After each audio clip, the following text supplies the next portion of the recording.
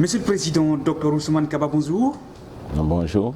Alors, bienvenue dans 12 minutes pour convaincre sur Soleil FM et Guinée. Avec vous, nous allons échanger autour de 4 sujets d'actualité. Nous allons vous entendre autour de sujets politiques liés surtout à l'installation des démembrements de la CENI, le débat autour de la Constitution, mais aussi votre venue en politique. Et enfin, nous allons terminer par la dégradation du réseau routier et l'éducation avec la rentrée prochaine des classes. Alors, la toute première question. On sait déjà qu'une crise est née entre les partis politiques autour de l'installation des démembrements de la CENI. Certaines formations politiques d'ailleurs se sont senties lésées dans le cadre des places octroyées à leurs différentes structures. Comment vous abordez véritablement ce sujet? Écoutez, nous on ne peut qu'exprimer notre inquiétude et notre désapprobation du processus tel qu'il est conduit. Vous savez que le PADES a été sorti dans un certain nombre de préfectures, notamment les préfectures de Fouta, mais également, même à Kankan on était sorti. Il a fallu que les militants viennent contester très violemment d'ailleurs pour qu'on nous réintègre. À Zéro-Corée également, nous ne sommes pas dans la liste, alors qu'il y a eu 2 critères, il faut le préciser par la loi. Vous faites allusion à quels critères? L'article 23 de la loi sur la CENI précise très bien que les partis qui sont éligibles sont les partis qui ont participé à l'élection présidentielle, législative et communale. Donc nous avons déjà participé à des élections communales, nous avons plus de 84 conseils à travers le pays, donc nous sommes déjà éligibles. Ensuite, le même article précise que la répartition se fera en fonction des résultats des différents partis dans les localités concernées. Je cite mot par mot, dans les localités concernées. Alors, ce qui s'est passé, c'est qu'au départ de ce processus, l'IFDG a fait son propre tableau et a distribué ça à travers toute la Guinée, en donnant beaucoup de poids aux autres élections. Comme vous dites, en donnant beaucoup de voix aux autres élections, vous faites allusion présidentielles. Les élections présidentielles. Oui, 2015, déjà une vieille élection qui ne reflète plus la réalité sur le terrain. Et ce qui fait qu'aujourd'hui, nous avons beaucoup d'anomalies. Il se trouve que le PADES est présent dans certains démembrements, dans beaucoup de préfectures et aussi absent dans un certain nombre de préfectures. La loi est pour tout le pays.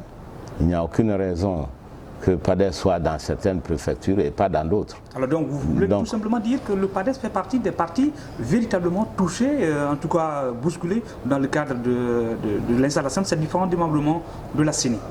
Bien sûr, parce qu'on trouve des situations absurdes. Je vais vous expliquer. Il se trouve que l'UFDG est en grand nombre dans certaines sous-préfectures par exemple, où l'UFDG n'a même pas de bureau. Donc on ne peut pas représenter, attendez, on ne peut pas présenter des candidats dans des sous-préfectures, dans des districts où on est à peine. Donc c'est une absurdité de l'application parce que simplement ils ont pris les résultats au niveau national qu'ils ont distribués dans tout le pays. Ce qui n'est pas la loi, parce que la loi dit la performance dans la localité concernée.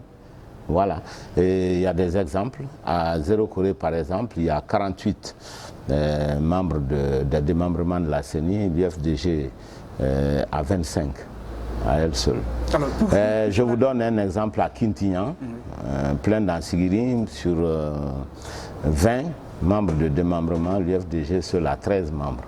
Alors, toutes ces anomalies sont intervenues sur la base de quoi? Qui a orchestré toutes ces difficultés que vous rencontrez aujourd'hui, les formations politiques? Je suis en train de vous expliquer. D'abord parce qu'au départ, l'UFDG a fait une liste, une proposition basée sur sa propre interprétation et distribuée dans le pays. Nous avons dit que nous ne sommes pas d'accord. Malheureusement, la CENI a validé un certain nombre de listes sans qu'il y ait consensus, comme le suggère la loi. Ça veut dire que la CENI est complice. Voilà, parce que la CENI n'a aucun droit de valider des listes où il y a beaucoup de partis déjà installés qui sont absents. Voilà ce qui se passe. Bien. Il est déjà 4 minutes 48. Vous n'avez toujours pas abordé le sujet lié au débat de la modification ou non de l'actuelle constitution et l'éventualité de troisième mandat ou non également pour le président Alpha Condé. En tant qu'homme politique également, président du PADES, on a déjà vu il y a plusieurs semaines et mois que votre formation politique s'est engagée du côté du FNDC pour défendre, dit-on, la constitution. Mais quel est le véritable intérêt pour Dr Ousmane Kaba?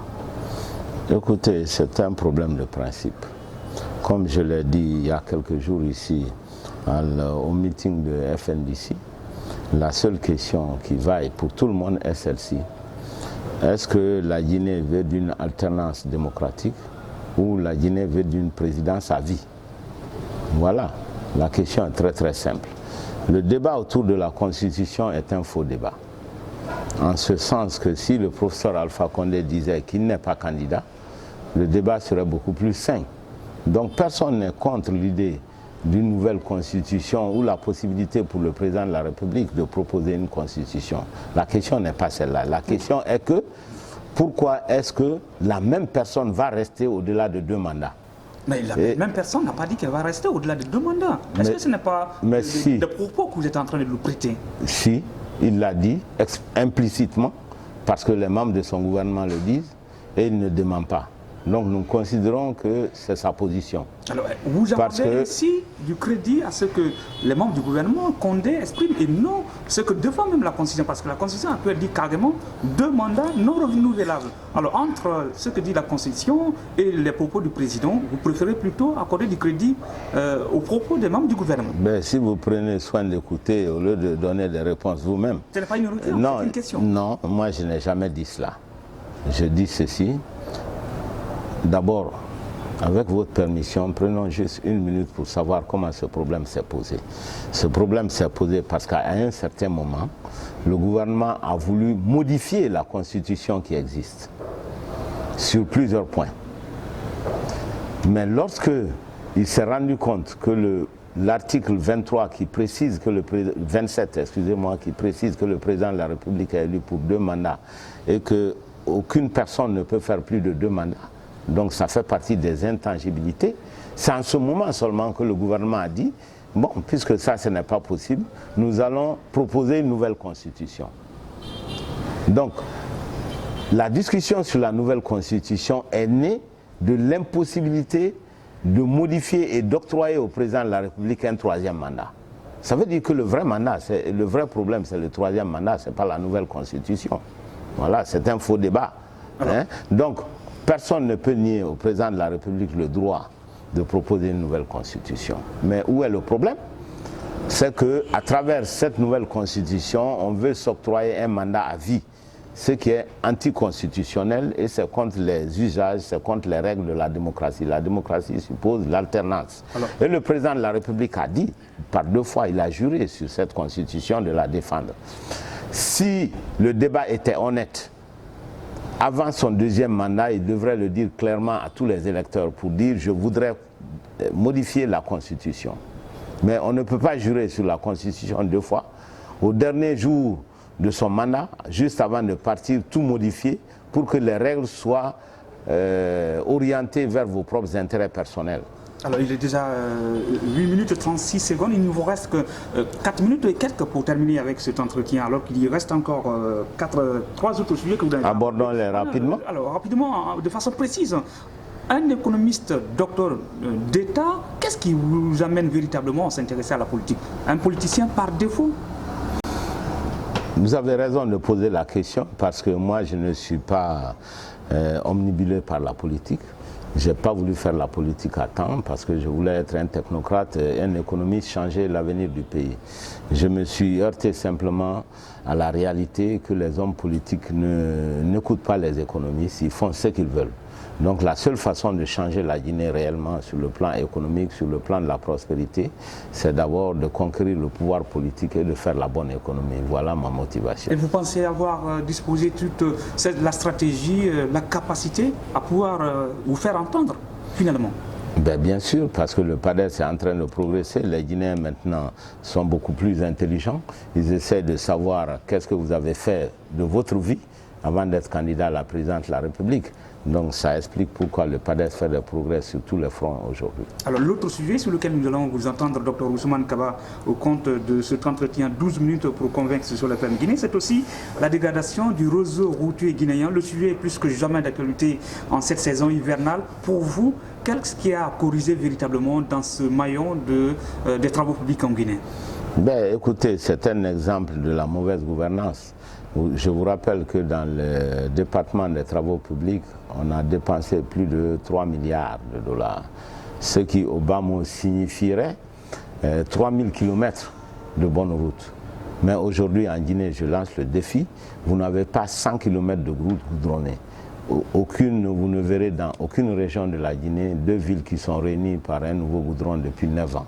Ça montre complètement l'incapacité de ce gouvernement à refaire les infrastructures de la Guinée, qu'il s'agisse des routes, qu'il s'agisse du chemin de fer, qu'il s'agisse des avions, toutes les structures de transport, mais également l'eau et l'électricité qui fait cruellement défaut. Il y a quelques années, j'ai tout fait pour qu'on puisse construire des barrages en région forestière, des micro-barrages en région forestière et en Haute-Guinée. Ils n'ont pas écouté. Aujourd'hui, il n'y a pas d'électricité dans 60% de la Guinée. C'est ridicule. Alors de façon précise pour vous, qu'est-ce qui a corrigé dans le système, dans la démarche des responsables du département des travaux publics? Ben, d'abord, il faut changer de gouvernement et de régime. Forcément. Forcément, parce que ce gouvernement a déjà donné les preuves de son incapacité. On ne peut pas faire du neuf avec du vieux. Ils sont trop habitués à la corruption, à la gabegie, parce que le gouvernement a dépensé beaucoup d'argent pour les routes. Mais pourquoi on n'arrive pas à faire des bonnes routes? Parce qu'il y a la complicité et en ce qui concerne le contrôle des travaux. Donc on dépense beaucoup d'argent. Les routes qui sont censées être faites pour 30 ans ne durent que 6 mois. Alors, parce que les responsables se partagent l'argent. Voilà la réalité. Il ne vous reste que 50 secondes. Il a déjà 11 minutes 10 secondes dans cet entretien, 12 minutes pour convaincre. Rapidement, Dr Ousmane Kaba, vous êtes éducateur. On sort d'une année véritablement marquée par l'échec de conclusion avec les résultats des examens nationaux au-dessous des 50%. Pour vous, est-ce que ça prouve carrément que c'est l'échec des efforts consentis par vous autres acteurs impliqués dans tout le système éducatif en Guinée? Non, parce que l'éducation n'a jamais été la priorité de ce gouvernement. D'ailleurs, il a décidé de massacrer la jeunesse guinéenne. Lorsque nous avons 25% d'admis au bac et 75% d'échecs, et le gouvernement n'a rien prévu pour faire l'éducation technique et professionnelle de ces 75%. Donc c'est un véritable massacre de la jeunesse guinéenne qui se passe sous nos yeux aujourd'hui avec la complicité passive des bonnes personnes.